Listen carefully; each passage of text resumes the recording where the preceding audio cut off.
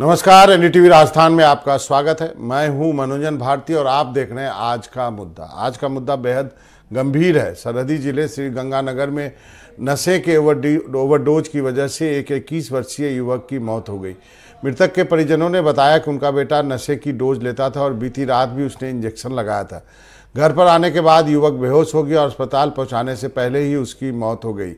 आज आक्रोशित परिजनों और कस्बे वासियों ने अस्पताल में धरना दे दिया और नशे के कारोबारियों पर नकेल कसने की मांग की।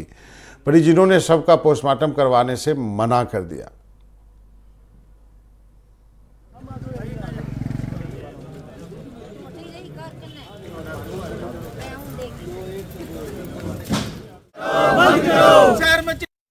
लाए थे उस वक्त वो मर चुका था, तो उसके अपन ने उसका रिसर्सिटेशन भी किया था और साथ में कोशिश की थी वो रिवाइव करने की, लेकिन वो हुआ नहीं। फिर अपन ने ईसीजी निकाली तो उसमें स्ट्रेट लाइन आई थी, तो ब्रॉड डेड फिर डॉक्टर साहब ने घोषित किया था और वो ड्रग ओवरडोज की वजह से उसकी डेथ होना बता रहे थे। तो मेरा तो यही कहना है कि जो अपने जो गलियों में और जो गाँव में और दहाड़ियों में जो इनको नशा मिल रहा है, या फिर ये जो अपने नशा मुक्ति केंद्र बने हुए हैं, तो इन पे अपने पे कार्रवाई होनी चाहिए और इनको लाइसेंस वाले जिनको मिले उन्हीं को ये शुरू करने की परमिशन होनी चाहिए। सरहदी जिले श्री गंगानगर के अंदर नशे का कारोबार दिन प्रतिदिन बढ़ता ही जा रहा है और इस कारोबार की गिरफ्त में आ रहे हैं 18 साल से लेकर 30 साल तक के युवा और आए दिन मौत का शिकार हो रहे हैं। नशे का कारोबार रोकने के लिए राज्य स्तर से भी अभियान चलाए गए, लेकिन वो अभियान नाकाफी साबित होते दिख रहे हैं। श्री गंगानगर जिले के सादुल शहर कस्बे में भी बीती रात एक 21 वर्षीय युवक नशे का इंजेक्शन लगाकर मौत का शिकार हो गया। आज जो कस्बे वासियों का आक्रोश है वो भड़क गया है और आप देख सकते हैं कि लोगों ने यहाँ पर धरना लगा दिया है और जो नशे के कारोबार हैं उनको रोकने की मांग की गई है।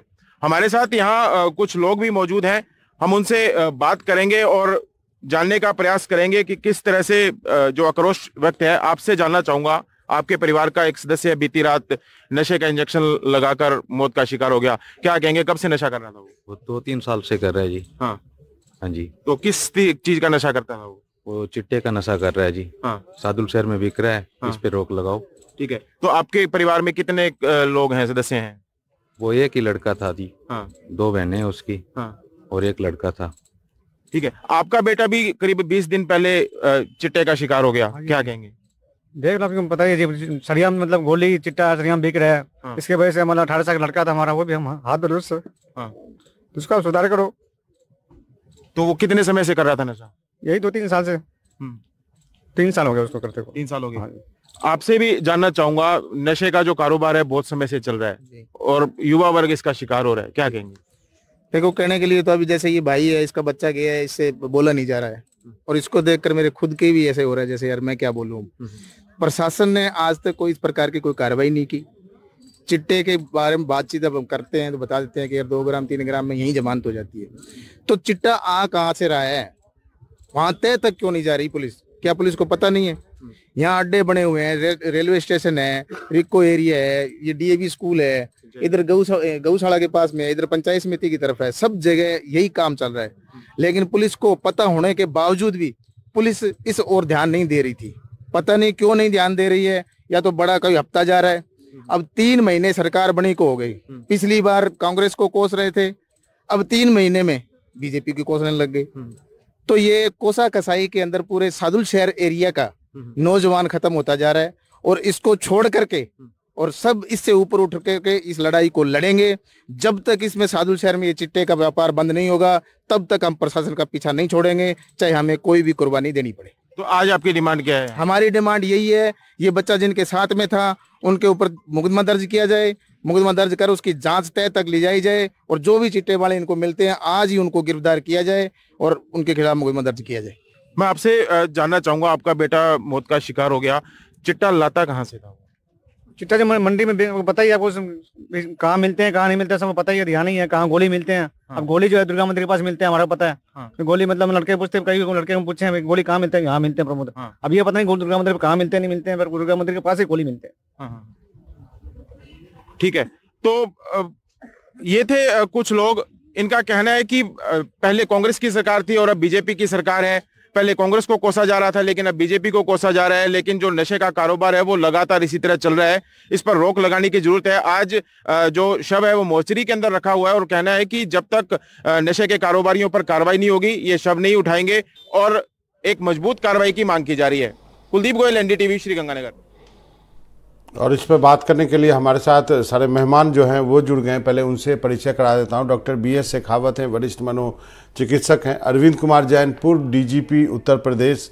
रेखा कौशिक हैं, सामाजिक कार्यकर्ता हैं। और कुलदीप जो हैं हमारे सहयोगी हैं। मैं सबसे पहले कुलदीप के पास जाऊंगा और नीरज हैं हमारे साथ स्टूडियो में। आप सबका बहुत बहुत स्वागत है। पहले कुलदीप आपके पास आता हूँ। जितने लोगों से आप बातचीत कर रहे थे सबने कहा कि आपको तो मालूम है कहाँ मिल रहा था। आप बार बार लोगों से पूछ रहे थे कि कहाँ से लाता है, कहाँ से मिलता है। सब लोग कह रहे थे कि सबको मालूम है कहाँ मिलता है। फिर बड़ा सवाल उठता है कि सबको मालूम है फिर रुकता क्यों? देखिए यही तो एक विडंबना है कि सबको पता होने के बावजूद भी कार्रवाई नहीं होती। राज्य स्तर से अभियान चलते हैं नशा रोकने के लिए। गंगानगर और हनुमानगढ़ 2 जिलों के लिए स्पेशल अभियान चलाने की बात की जाती है, लेकिन लोग सामने नहीं आ पाते हैं क्योंकि लोगों के अंदर एक भय व्याप्त है। क्योंकि जब वो किसी की शिकायत करते हैं तो वो शिकायत कार्रवाई होने से पहले ही जो नशे के कारोबारी है उन तक पहुंच जाती है और जो शिकायत करता है उसी के साथ ही लड़ाई झगड़ा होने की नौबत आ जाती है।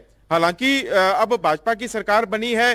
जो इलाके के सादुलशहर विधायक गुरवीर सिंह बराड़ हैं उन्होंने नशे पर लगाम लगाने की बात कही है और उन्होंने अपना खुद का जो पर्सनल मोबाइल नंबर जारी किया और कहा है कि किसी को भी नशे के जो कारोबार की सूचना मिले तो वो उन्हें सूचित करे और वे गोपनीय तरीके से इस पर कार्रवाई कराएंगे। लेकिन एक विडंबना ये है कि पिछले 3 महीनों के अंदर 7 जो युवक हैं वो भी 18 से लेकर 25 साल तक की उम्र के वो इस नशे की के कारण मौत का शिकार हो चुके हैं। और बीती रात भी यही हुआ। ये जो 21 वर्षीय युवक था इसने इंजेक्शन लगाया, बाजार से मेडिकेटेड टेबलेट्स ली, उनको पीसकर एक पाउडर बनाया और उसके अंदर पानी मिलाकर उसको अपनी वेंस के अंदर इंजेक्ट किया। वो ओवरडोज हो गया और बेहोश होने के बाद में अस्पताल लाने से पहले ही उसकी मौत हो गई। जी अरविंद कुमार जैन साहब है, पूर्व DGP हैं। सर आपसे ये सवाल है, आप कुलदीप को सुन रहे थे। कुलदीप ने कुछ समय पहले लोगों से भी बातचीत की। सबको मालूम होता है लेकिन ये व्यापार फिर भी चलता रहता है। सबने बोला कि रेलवे स्टेशन चले जाइए, मंडी चले जाइए, आज सब यहाँ मिलेगा वहाँ मिलेगा, ये रुकता नहीं है। और पहले पंजाब में चिट्टा चिट्टा सुनते थे, फिल्में भी बनी, लेकिन अब वहाँ से अब ये राजस्थान में भी अब शुरू हो गया है। देखिए राजस्थान भी वैसे ही वल्नरेबल है जैसे पंजाब है, क्योंकि पाकिस्तान का बॉर्डर लगता है और पाकिस्तान से ड्रग्स की सप्लाई होती है। राजस्थान में बहुत समय से चल रहा है और इसके लिए आवश्यक है कि प्रदेश स्तर पर वहां के पुलिस महानिदेशक अभियान चलाएं, मुख्यमंत्री अभियान चलाएं। ये बहुत शर्म की बात है कि लोगों की जानकारी में होने के बावजूद अगर नवयुवकों की जान जा रही है फिर भी अगर उस पर कार्रवाई नहीं हो रही है। नशे के इतने सख्त कानून हैं, NDPS एक्ट में ऐसे प्रोविजंस हैं, अगर एक सर्टेन क्वांटिटी के ऊपर रिकवरी होती है तो बेल नहीं मिलती है। ऐसे लोगों के ऊपर NSA के तहत कार्रवाई की जा सकती है जो कि समाज में इस गंदगी को फैला रहे हैं। ये पुलिस के अवश्य जानकारी में ये सब अड्डे रहते हैं। नारकोटिक्स कंट्रोल ब्यूरो को भी इसमें कार्रवाई करनी चाहिए। हमारे यहाँ यूपी में एंटी नारकोटिक्स टास्क फोर्स बनाया गया है, वो काम कर रहा है, वो छापे डाल रहे हैं, जगह जगह गिरफ्तारियां हो रही हैं। STF को भी उसमें लगाया गया है। इसको टॉप प्रायोरिटी पे लिया जाना चाहिए। इससे परिवार बर्बाद हो रहे हैं और इसमें जहां सूचना मिले, चाहे वो कितने भी सशक्त क्यों ना हो, उनके खिलाफ कार्रवाई अवश्य पुलिस के द्वारा की जानी चाहिए। अच्छी क्वांटिटीज में रिकवरी करें, उनको बुक करें, इन केसेस को परस्यू करें, उनमें सजाएं कराएं। ये कारोबार पे सतह रोक लग जाएगी। जैन सर, आपने कहा कि टॉप प्रायोरिटी में नहीं होने की वजह से मुझे लगा कि शायद सरकारों के टॉप प्रायोरिटी में ये एजेंडा पे नहीं होता है, इसलिए शायद ये अंदर अंदर चलता रहता है। नहीं, ऐसा नहीं है साहब। ये तो टॉप मोस्ट प्रायोरिटी पे रहता ही है। देखिए, टॉप प्रायोरिटी जैसे पुलिस के लिए होती है, टेररिज्म होती है, नक्सलिज्म होती है, गैंगस्टर्स होते हैं, माफियाज होते हैं। तो ये तो ड्रग माफिया ही हैं। ये तो ड्रग माफिया ही हैं। ड्रग माफिया को टारगेट पे लेना चाहिए। जरूर। जिलों में सूचियां बनाई जानी चाहिए, थाने के स्तर पे बननी चाहिए, अकाउंटेबिलिटी फिक्स करनी चाहिए एसएचओ की और जिले के एसपी एसएसपी की। जब ये कार्रवाइयां शुरू होंगी स्वतः इस धंधे में कमी आ जाएगी और फिर लोगों का भी मनोबल बढ़ेगा। और जब वो देखेंगे कि अपराधियों के विरुद्ध कार्रवाई हो रही है, तो सरकार की मंशा, पुलिस की मंशा सही है, तो जो सही सूचनाएं हैं वो आना प्रारंभ हो जाएंगी। जरूर। शेखावत सर, आपको लेके आना चाहूंगा यहाँ पे। आपका रोल कब आता है यहाँ पे? यदि कोई ड्रग एडिक्ट है, वो आपके पास कब आता है और आप क्या करते हैं जिससे कि वो उसका ड्रग छूट जाए? क्या प्रक्रिया क्या होती है, कैसे आपको अप्रोच किया जाए? देखिए, ऐसा है कि सभी बड़े सरकारी अस्पतालों में और मेडिकल कॉलेज लेवल पे सब जगह नशा मुक्ति के लिए बहुत सुविधाएं उपलब्ध है। सबसे इम्पोर्टेंट बात तो जो मैं अभी सुन रहा था कि लोगों को नशे की तरफ आने से ही रोकना सबसे महत्वपूर्ण है। पर अगर कोई नशा करने लगे तो एक तो ये है कि ऐसे जो लोग नशा करते हैं वो धीरे धीरे उसकी टॉलरेंस बढ़ती जाती है, तो वो अधिक मात्रा में नशा करने लगते हैं। ऐसे ही कई लोग इतनी ज्यादा मात्रा में नशा ले लेते हैं कि उसके पश्चात उनकी जान पे बनाती है। इसके उपचार के कई तरह के साधन हैं। एक तो जो हल्का नशा करते हैं उनको आउटडोर बेसिस पे कुछ ऐसी दवाइयां होती हैं जो जब ये नशा छोड़ते हैं या नशा नहीं करते हैं तो जो तकलीफें होती है उसको हम विड्रॉल सिम्टम कहते हैं। तो वो जब तकलीफ होती है तो व्यक्ति फिर नशे की तरफ प्रेरित होता है, तो वो हमेशा नशे में ही रहता है। नशे का इफेक्ट खत्म होते ही, जिसको कॉमन लैंग्वेज में लोग तोड़ कहते हैं, तो वो विड्रॉल सिम्टम को रोकने के लिए वो फिर नशा करता है। तो ऐसी दवाइयां उपलब्ध हैं जिनसे इस विड्रॉल सिम्टम को कम किया जा सकता है और बहुत हद तक इस पे काबू पाया जाता है। लेकिन अगर पेशेंट की स्थिति बहुत गंभीर है तो हॉस्पिटलाइजेशन की सुविधा है, नशा मुक्ति वार्ड है। हमारे यहाँ भी कोटा मेडिकल कॉलेज में नशा मुक्ति वार्ड है, उसमें हम उसको भर्ती करते हैं और अपने सुपरविजन में लगभग 10 दिन रखते हैं। उस दौरान उसकी पूरी उपचार किया जाता है और ऐसी मेडिसिन दी जाती है जिससे उसको तकलीफ ना हो, उसके विड्रॉल सिम्टम को मैनेज किया जा सके। इसके अलावा जो एक और इम्पोर्टेंट मेथड है वो ये है कि जो लोग बिल्कुल नशा छोड़ नहीं पाते हैं उनको हम एक वैकल्पिक नशे जैसा ही एक दूसरा मेथाडोन या बुप्रेनोर्फिन देते हैं, पर ये कोई प्रेफरेबल मेथड नहीं है क्योंकि इसमें व्यक्ति प्राय उसको छोड़ के दूसरे ओपियम सब्स्टिट्यूट पे आ जाता है। ये तो प्राय इसलिए किया जाता है कि लोग अनैतिक गतिविधियों में संलिप्त नहीं हो और दूसरे जो क्रिमिनल एक्टिविटी है वो नहीं करें। पर सबसे अच्छा काम तो है नशे को के बारे में जागरूकता पैदा करना, नशे के कारोबार पे लगाम लगाना, जरूरत हो तो उसको अस्पताल में आउटडोर बेसिस पे या इंडोर बेसिस पे भर्ती करा के उसका इलाज करना। इसके अलावा भी जो इम्पोर्टेंट फैक्टर है इसमें है कि सोशल सपोर्ट की बहुत जरूरत है, परिवार की सपोर्ट की बहुत जरूरत है। प्राय ऐसे लोगों को सोसाइटी रिजेक्ट कर देती है उनको नशेड़ी की संज्ञा देके, इससे वो समाज से कट जाते हैं और वो अपने ही तरह के लोगों के बीच रहते हैं और बार बार नशा करते हैं। इसके लिए डॉक्टर साहब रेखा जी हमारे साथ हैं, सामाजिक कार्यकर्ता। आपने सोशल बेस की बात की, रेखा जी को बीच में यहाँ पे अब लाना पड़ेगा। रेखा जी, जिसकी बात डॉक्टर शेखावत कर रहे हैं कि सोशल जो है बायकॉट हो जाता है, परिवार भी कोप अप नहीं कर पाता, आपका काम क्या होता है? आप कैसे इसको कैसे हैंडल करते हैं?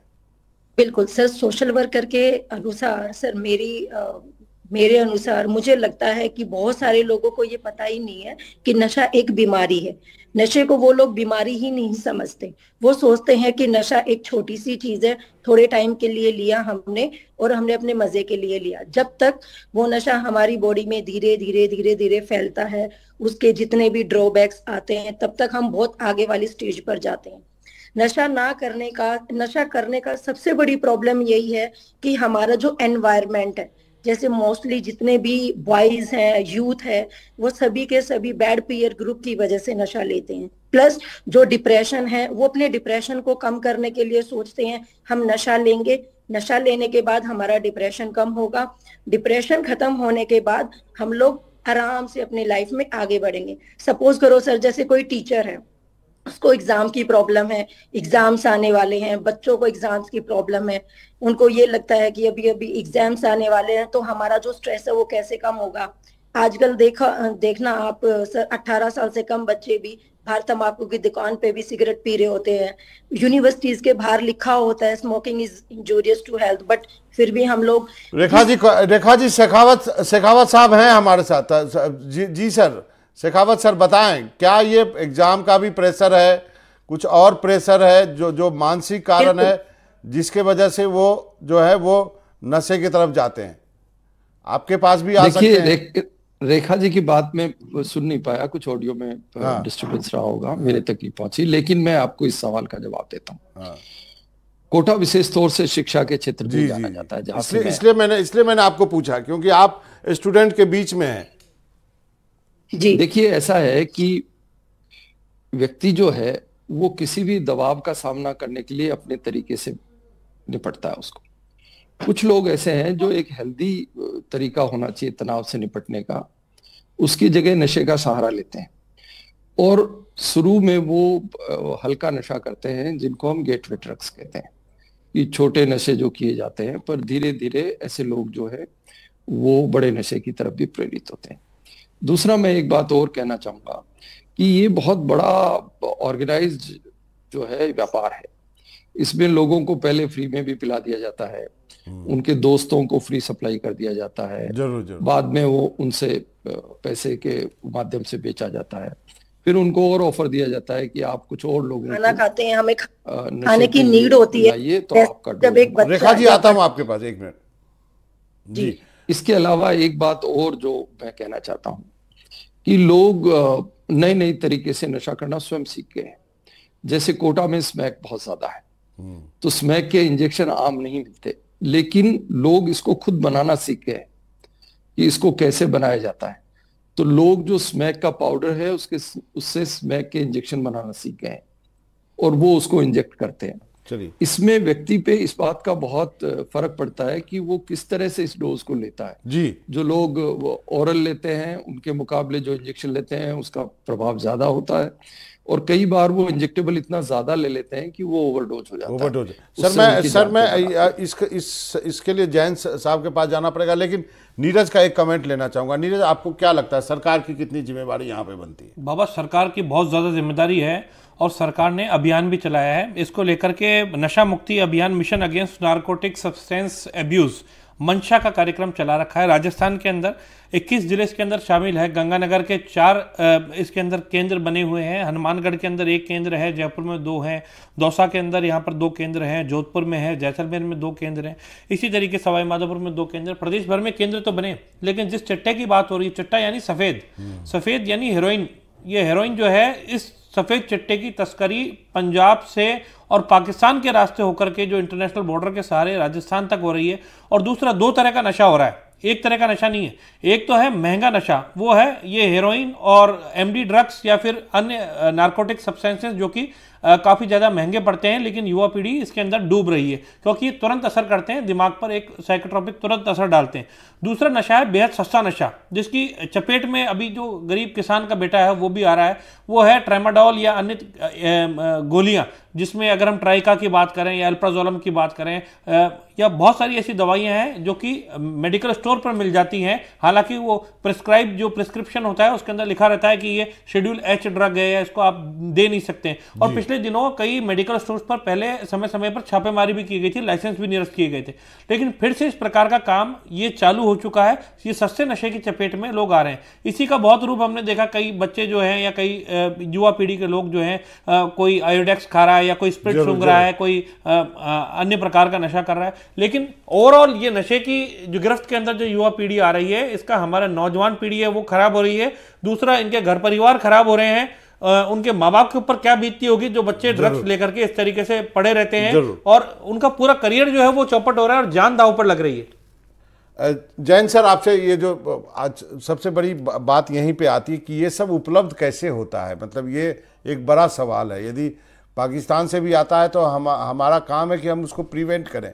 क्या कोई कार्टेल है, हर जगह पे एक कार्टेल बन जाता है जिसमें कि बड़े बड़े लोग इन्वॉल्व हैं और फिर उसके बाद वो छोटे छोटे गांव तक डिस्ट्रीब्यूट होता है? बिल्कुल, इसमें कार्टेल इन्वॉल्व हैं। इसमें जो है वो तस्करी होती है, अफगानिस्तान में प्रोड्यूस होता है वाया पाकिस्तान इंडिया में भेजा जाता है। पाकिस्तान ने इसको एक मिशन मोड में ले रखा है कि हिंदुस्तान में ड्रग्स भेजी जाएं। पंजाब में भेजते हैं, ड्रोन से भेजते हैं। जब फिजिकल स्मगलिंग नहीं हो पा रही थी तो ड्रोन से भेजना शुरू करा है, और इसके लिए कैरियर्स अपॉइंट कर रखे हैं उन्होंने जो कि इसको लेकर आते हैं।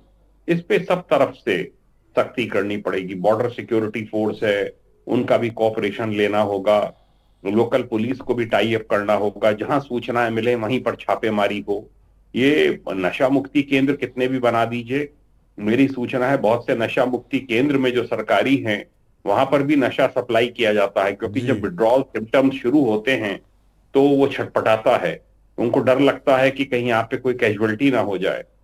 थाने वाले अक्सर कार्रवाई नहीं करते हैं नशेड़ियों के खिलाफ। उनको ये डर लगता है कि अगर थाने में पकड़ के ले गए और रात में अगर विड्रॉल सिम्टम्स शुरू हो गए तो उनको उसको ड्रग्स अवेलेबल करानी पड़ेंगी। जेल वाले ऐसे कैदियों को रखने में डरते हैं। तो ये एक विशेष सर्किल बनता जा रहा है। इसमें आवश्यकता है कि गवर्नमेंट लेवल से जबरदस्त इसमें प्रेशर होना चाहिए सभी सिक्योरिटी एजेंसीज के ऊपर। सब जिलों के जितने भी गवर्नमेंट फंक्शनरीज हैं उन सब का दायित्व बनता है, पब्लिक का दायित्व है, पब्लिक रिप्रेजेंटेटिव्स का दायित्व है। ये तो एक कर्ज है हमारे कंट्री के लिए, और इसको हमको जो है वॉर फुटिंग पे हमें इससे लड़ाई लड़नी होगी। जरूर। रेखा जी, आपके पास अब यहाँ पे लाना चाहूँगा, क्योंकि आप लोगों का दायित्व सामाजिक कार्यकर्ताओं का बहुत बढ़ जाता है। क्योंकि जैसा कि डीजीपी साहब कह रहे थे, कोई छूना नहीं चाहता है। यदि कोई ड्रग एडिक्ट है, थाने वाला थाने से भगा देता है, कोई जेल में नहीं रखना चाहता है। ड्रग एडिक्शन सेंटर वाला कहता है इसको कहाँ से ला के दूंगा। तो क्या रास्ता बचता है आप लोगों के पास? कुलदीप, आपके पास भी आता हूँ, पहले रेखा जी के पास। सर, इसमें दो तरह के केसेस होते हैं। जैसे 18 साल से कम जो भी हमें बच्चा मिलता है उसको हम CWC के ऑर्डर से, चाइल्ड वेलफेयर कमेटी होती है, 18 साल से कम बच्चों को देखती है। उसमें हम लोग क्या करते हैं, उसमें बच्चों को देखते हैं और उन बच्चों का ऑर्डर लेके जो भी आसपास सरकारी हॉस्पिटल है सबसे पहले फर्स्ट एड देके, फिर उनकी हम लोग सोशल बैकग्राउंड रिपोर्ट देख के, प्लस साथ में हमारे पास एक टीम होती है जिसमें DCPU, डिस्ट्रिक्ट प्रोबेशन ऑफिसर होता है, पूरी मल्टीपल टीम्स होती है। उसके साथ हम लोग मिलके इस बच्चे को किसी भी रिहैबिलिटेशन सेंटर में एडमिट करवाते हैं। और सर वो सरकारी होता है जिसमें कि हमें बीच बीच में जाके ये देखना होता है कि बच्चे का रिफॉर्मेशन, रिहैबिलिटेशन सही ढंग से हो रहा है या नहीं हो रहा है। प्लस हम लोग केस हिस्ट्री देखते हैं सर, घर में जाके देखते हैं बच्चे को नशा कहाँ से मिला, बच्चा अगर नशा कर रहा है तो क्यों कर रहा है, उसके पीछे का सर जो कारण है हम लोग वो देखते हैं। और जहां पर भी आसपास नशा मिलता है उनको हम लोग बोलते हैं कि नशे से दूर रहें, अवेयरनेस कैंप करते हैं सर हम लोग। लेकिन हम लोगों के करने से ज्यादा जरूरी है सर पूरी टीम को अवेयर होना।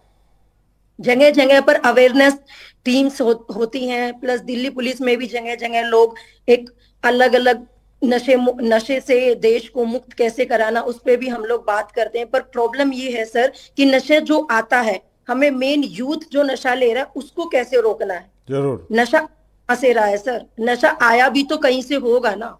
नशा अगर हमारे देश में आएगा ही नहीं, नशा इजीली अवेलेबल होगा ही नहीं, तो बच्चे नशा करेंगे ही नहीं। जरूर। कुलदीप, अब जी जी जी मैडम, आपकी बात समझ। कुलदीप, ये बताइए संक्षेप में, श्री गंगानगर में क्या कोई फैसिलिटी है, जैसा कि DCP साहब कह रहे थे, जैसा कि रेखा जी कह रही हैं, जैसा कि शेखावत साहब कह रहे हैं, कोई आपके यहाँ इंफ्रास्ट्रक्चर है आपके जिले में? देखिए, गवर्नमेंट के लेवल के ऊपर तो चाहे जिले के SP और कलेक्टर हैं, वो लगातार जो बॉर्डर एरिया के गांव और शहर हैं वहां पर नशे के खिलाफ जागरूकता लाने के लिए नाटकों के माध्यम से या अन्य अवेयरनेस प्रोग्राम चला रखे हैं।